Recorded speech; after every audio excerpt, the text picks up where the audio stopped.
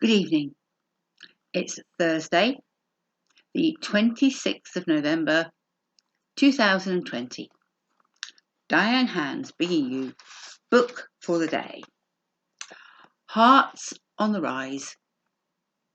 Connections through Corona. And yesterday I started reading you an article written by Noha, Nasser.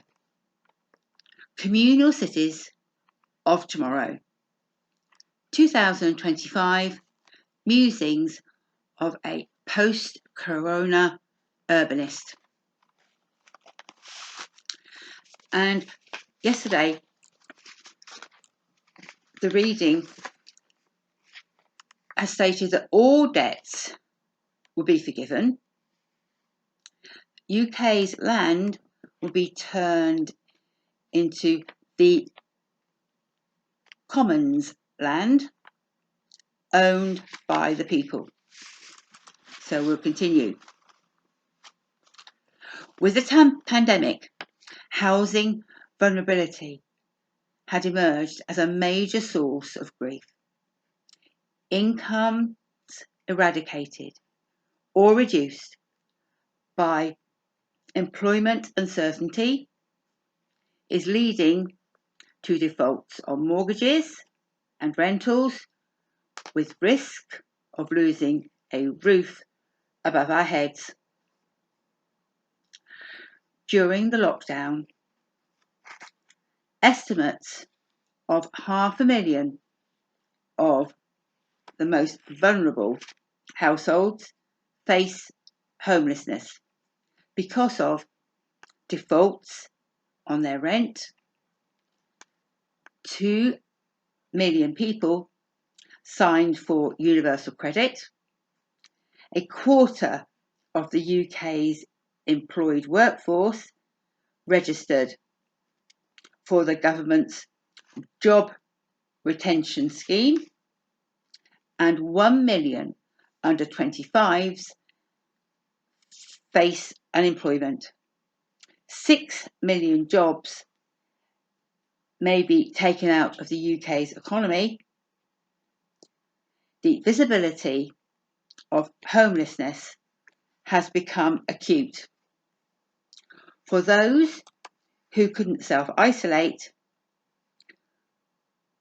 with cities such as London renting out hotel rooms to support the homeless during lockdown.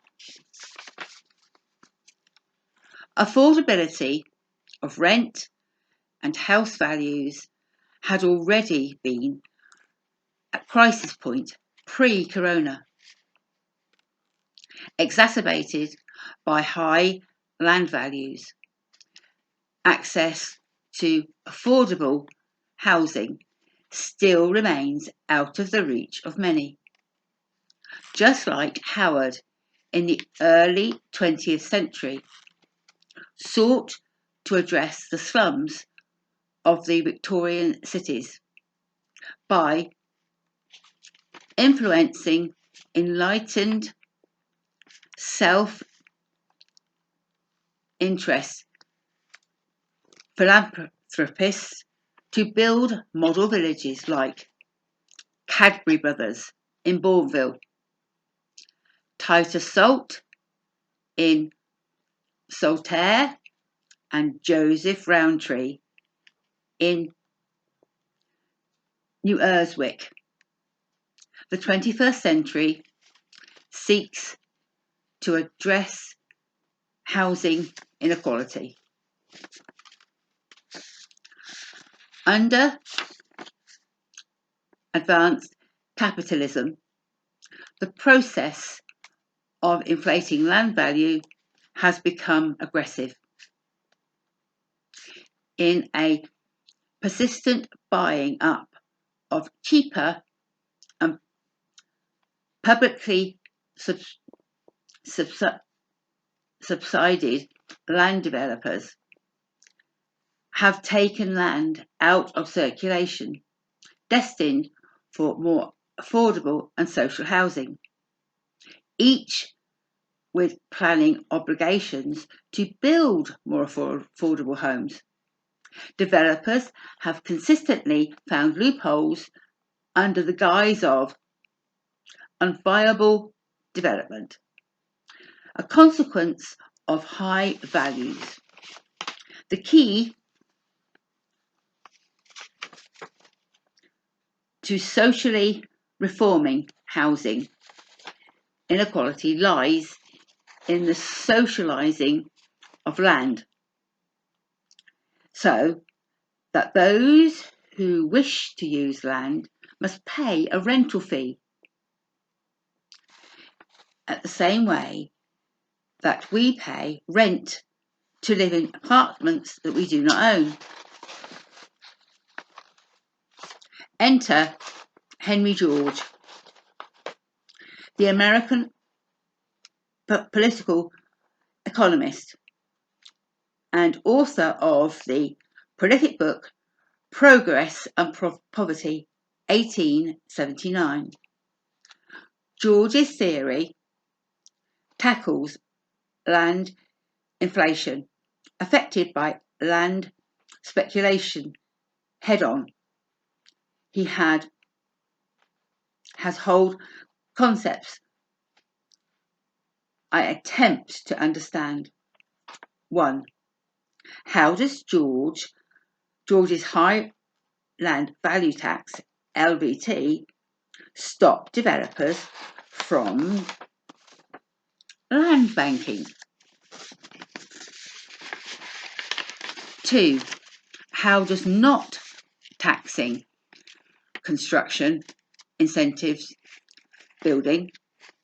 3. How do the 2 points above lower house prices? The first key premise George sets out in defining land as a common wealth to be shared by the many, not the few. This is an ancient idea. Historic glance at the First Nations' attitude towards the land they inhabited. They considered themselves as stewards. Their connection is one of reverence, not greed nor extraction. They have free access to the use of the land, but they do not own it. They could live on it, farm it, sell things on it, manufacture things on it, extract things from it, etc., etc. But it is ultimately a shared resource to which every person has an equal right. George claims that as no man made the land, so no man can claim a right of ownership in the land, taking that as a basic and ancient principle for a way to relate to land.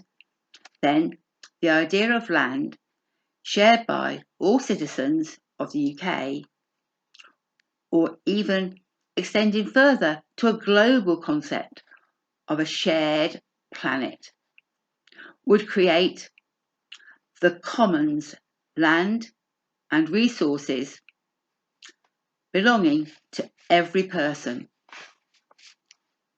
The implication is that any income generated from the commons would be shared by all,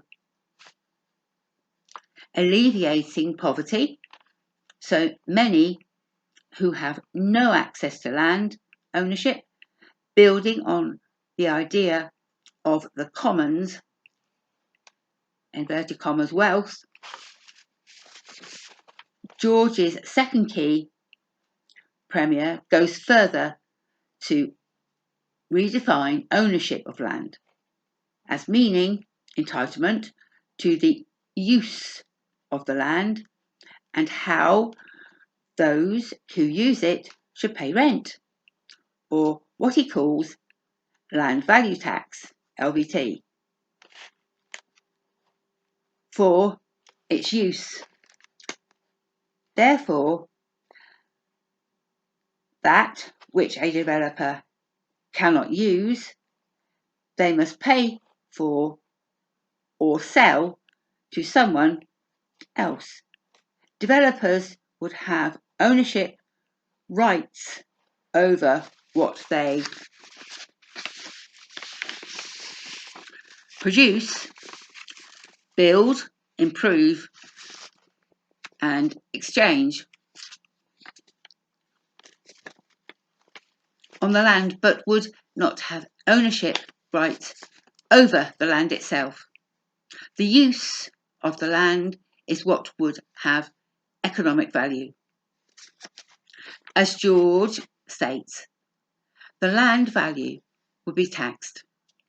Therefore, any sale of or ownership would in effect be selling the tax liability, not the ownership. George states, in truth, the right to use land is not joint or common right, but an equal right. The joint or common right is to rent. In the economic sense of the term, therefore, it's not necessary for the state to take the land. It is only necessary for it to be taken rent. This taking by the commonality of what is common right would of itself secure equality in what is of equal right. For since the holding of land could be profitable only to the user, there would be no inducement for anyone to hold land that he would inadequately use and monopolization being ended. No one wanted to use land would have any difficulty in finding it. And that's where we end the article for today. Hearts on the Rise. Connections through Corona can be found on Amazon, and other information can be found on our Facebook page. And would you please click the red button at the bottom of this video to subscribe. Until tomorrow, Diane Hands. Good night.